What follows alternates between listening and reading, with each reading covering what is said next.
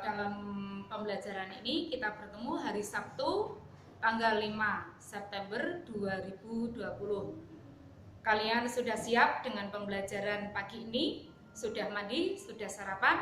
Harapan Buyum kalian siap menerima pembelajaran pagi ini. Marilah sebelum kita mulai pembelajaran kita berdoa. Bismillahirrahmanirrahim. Ya Allah, ya Rahman, ya Tuhan kami, limpahkanlah kesehatan dan ilmu untuk anak-anakku kelas 6 SD Negeri Caruban. Amin Allahumma amin. Pada pertemuan kali ini kita akan belajar tentang IPA, PKN dan Bahasa Indonesia. Langsung saja kita mulai pembelajaran IPA. Untuk pembelajaran IPA kali ini kita akan mempelajari tentang ciri khusus tumbuhan. Khusus tumbuhan dalam beradaptasi.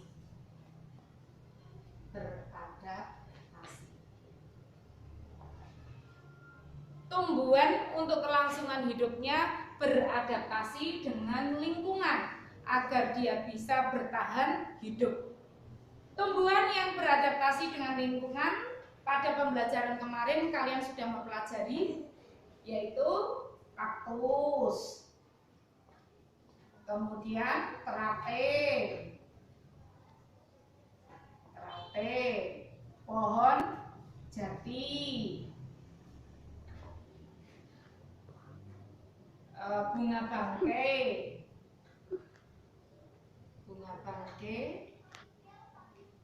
kantong semar, dan masih banyak sekali tumbuhan-tumbuhan yang beradaptasi dengan lingkungan. Tumbuhan ini seperti kaktus beradaptasi dengan lingkungan, memiliki ciri-ciri karena ini di lingkungan kering, maka ini termasuk tumbuhan xerofit. Dengan ciri-ciri yang pertama, batang atau daunnya tebal atau berbentuk duri. Batang atau daun ini tebal itu dilapisi lilin.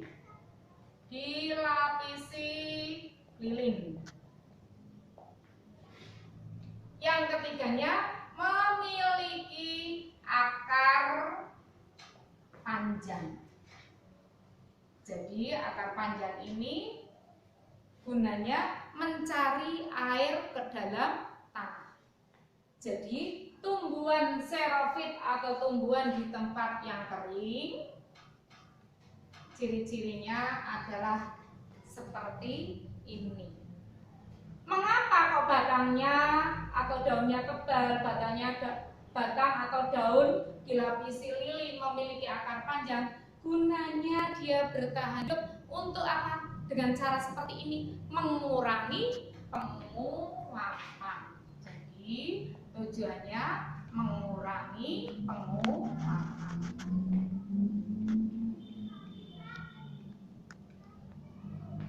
Berikutnya bunga terate.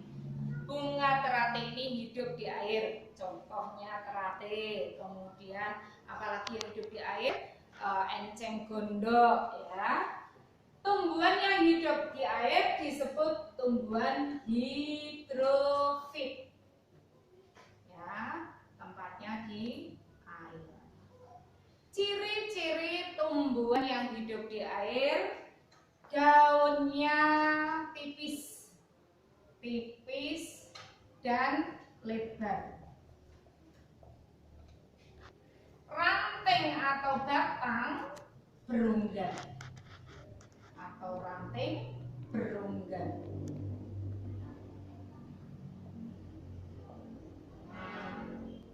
Kemudian akarnya serabut. Gunanya agar tidak tenggelam, agar daunnya tidak membusuk, tenggelam. Dari ketiga ciri ini tujuannya untuk mempercepat penguapan. untuk mempercepat penguapan. Jadi inilah ciri-ciri tumbuhan hidrofit. Yang ketiga, pohon jati. Pohon jati itu hidup di darat, ya. Maka ya, pohon jati ini termasuk tumbuhan mesofit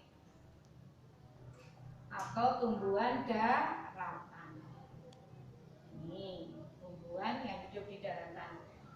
Ciri-cirinya tumbuhan mesofit pohon jati ini hidup di dua musim, musim kemarau dan musim penghujan. Pada saat musim kemarau, ya, tumbuhan ini akan menggugurkan daunnya. Gunanya apa menggugurkan daunnya ini? Untuk mengurangi penguapan.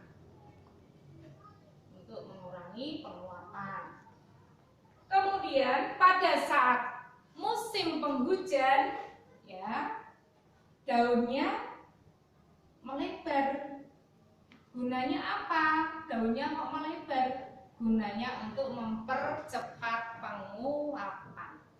Ini adalah ciri tumbuhan mesofit. Kecuali pohon jati, tumbuhan mesofit lainnya adalah tumbuhan dikotil dan monokotil. Berikutnya ada 1, 2, 3, 4. Ya.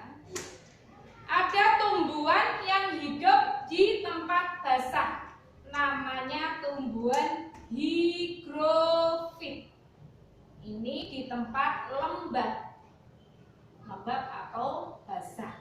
Ciri-cirinya tumbuhan ini memiliki mulut daun atau stomata. Gunanya apa? Kok banyak mulut daunnya? Gunanya mempercepat penguapan.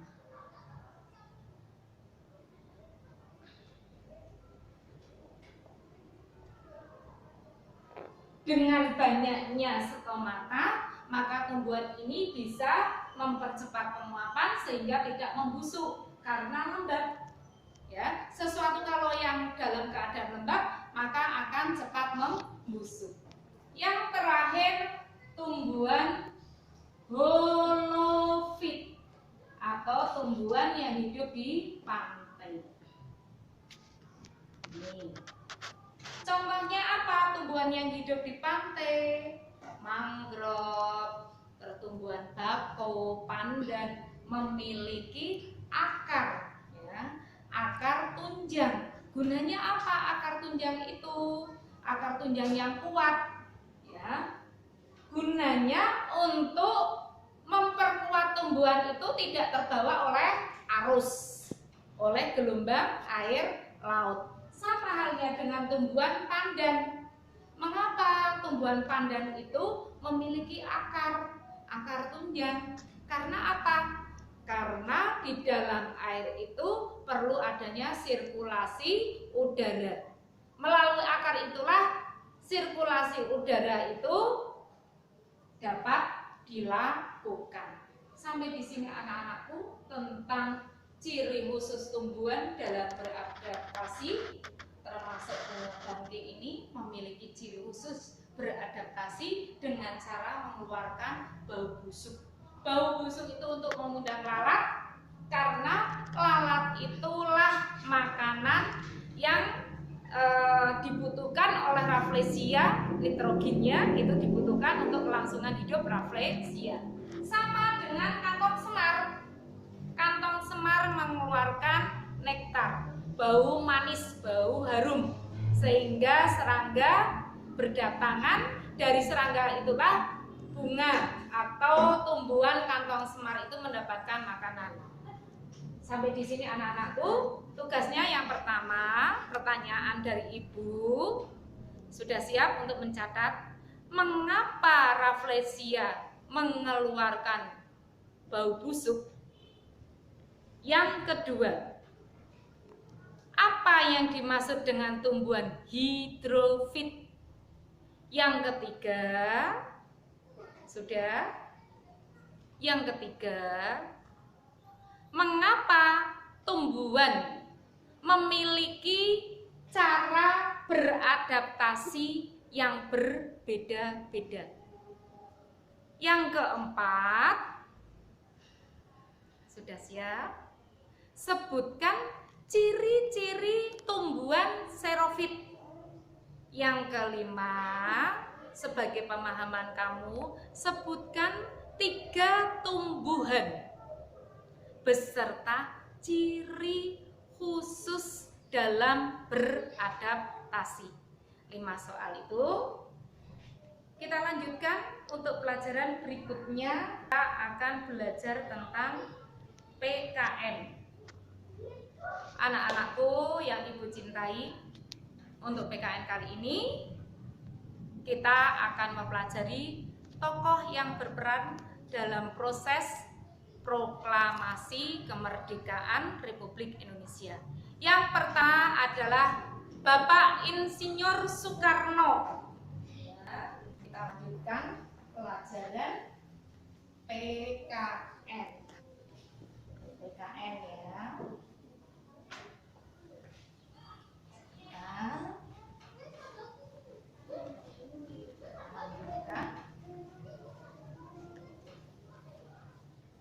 Untuk pertemuan kali ini, kalian setelah pembelajaran ini diharapkan kalian dapat menyebutkan tokoh-tokoh yang berjuang dalam proses proklamasi kemerdekaan Indonesia.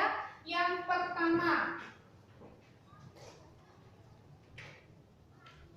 Insinyur Soekarno. Yang kedua, Dr. Andes Muhammad Hatta. Yang ketiga, Laksamana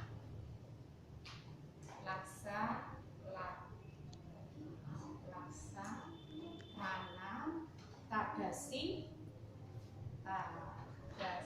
Maida. Yang keempat, Ahmad Subandjo. Yang kelima, DM Diah. Yang keenam, Sayuti Malik. Dan yang ketujuh adalah Soekarno. Siapa beliau Insinyur Soekarno itu? Insinyur Soekarno adalah Bapak Proklamasi. Terus siapa beliau? Presiden pertama. Presiden yang pertama Republik Indonesia. Lalu siapakah Bapak Insinyur Soekarno itu? Kecuali Bapak Proklamasi, Presiden RI yang pertama, orang yang mengusulkan Pancasila.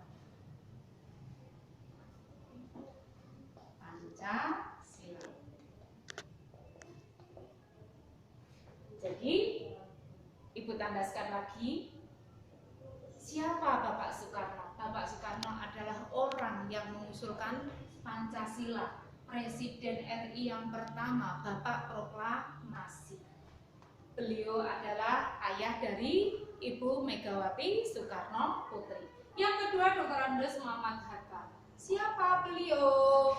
Beliau adalah orang yang ikut dalam menyusun teks proklamasi.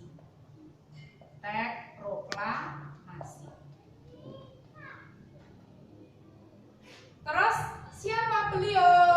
Beliau adalah Bapak Proklamasi atau proklamator bersama Insinyur Soekarno. Yang ketiga, beliau adalah Bapak Wakil Presiden yang pertama. Jadi beliaulah Bapak Muhammad Hatta. Yang ketiga, Laksamana Tadasi Maida. Siapa beliau? Beliau adalah orang Jepang Tentara Jepang ya. Tentara Jepang Angkatan Laut. Siapa Laksamana Tadashi Maeda? Beliau adalah orang yang meminjamkan rumah untuk menyusun teks proklamasi. Ya, beliau adalah orang yang meminjamkan rumah untuk menyusun teks proklamasi. Kemudian siapa Ahmad Subarjo? Ahmad Subarjo adalah golongan tua yang bersama dengan Insinyur Soekarno dan Dr. Andes Muhammad Hatta dalam menyusun teks proklamasi.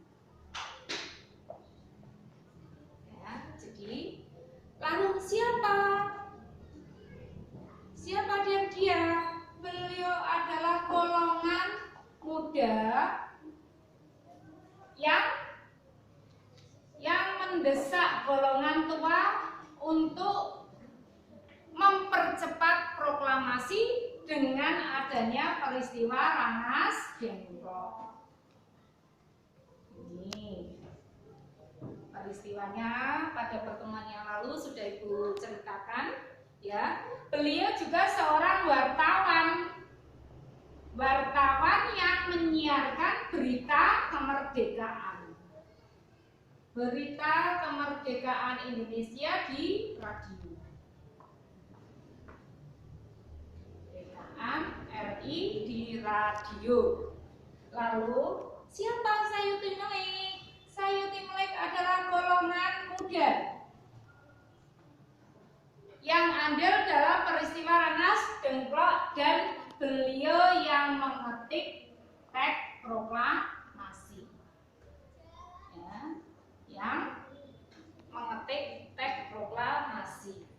Yang terakhir, siapa beliau? Bapak Soekarno ini adalah golongan muda yang andil dalam peristiwa Rangas Dengklok. Nih, baiklah anak-anakku, untuk ini kalian harus tahu, harus paham beliau berperan dalam proklamasi kemerdekaan Republik Indonesia yang dikumandangkan pada tanggal 17 Agustus 1945. Nah, dari peristiwa-peristiwa inilah ada golongan tua, ada golongan muda. Apa yang dapat kita ambil hikmahnya dari peristiwa ini? Bahwa perbedaan dalam persatuan itu ya.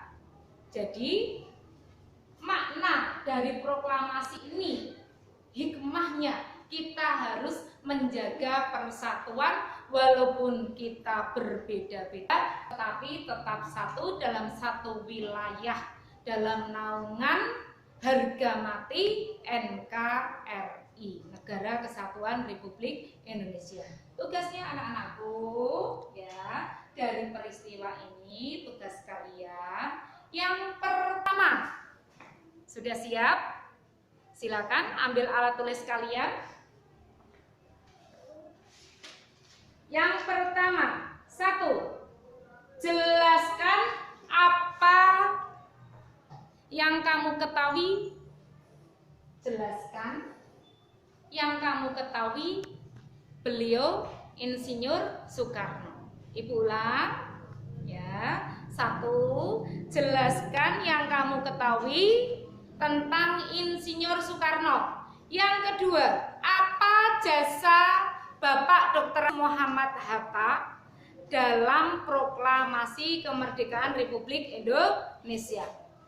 Yang ketiga, mengapa Laksamana Tadashi Maeda membantu Indonesia dalam memperjuangkan, mewujudkan kemerdekaan Indonesia. Yang keempat, apa peran dari Ahmad Subarjo? Terakhir, ceritakan secara singkat peristiwa proklamasi kemerdekaan Indonesia dengan bahasa kalian sendiri. Anak-anakku yang Ibu cintai, ini tentang para tokoh yang berjuang dalam peristiwa proklamasi kemerdekaan Indonesia. Masih satu pembelajaran bahasa Indonesia, ya. Tugas kalian dari pembelajaran PKN dan pembelajaran IPA, kalian membuat kalimat tanya dengan menggunakan kata, sudah siap dengan alat tulisnya? Satu, menggunakan kata apa. Yang kedua, menggunakan kata siapa. Yang ketiga, menggunakan kata di mana. Yang keempat, menggunakan kata kapan. Yang kelima, menggunakan kata mengapa. Dan yang terakhir, menggunakan kata mengapa. Anak-anak yang Ibu sayangi, yang Ibu cintai, kalian adalah anak-anak yang hebat, anak-anak yang luar biasa, walaupun dalam masa pandemi, tetapi tidak mengurangi rasa belajar kalian. Kalian adalah generasi penerus yang harus sukses, ya, yang akan menghadapi Indonesia Emas. Untuk itu, marilah tetap semangat walaupun dalam keadaan COVID-19. Sebelum Ibu akhiri, pesan Ibu, kalian tetap menggunakan protokol kesehatan. Yang pertama, memakai masker, cuci tangan, kemudian makan makanan bergizi, jaga jarak, ya, kemudian olahraga dan istirahat teratur. Itu pesan dari Ibu. Cukup sekian. Wabillahi taufiq wal hidayah. Wassalamualaikum warahmatullahi wabarakatuh.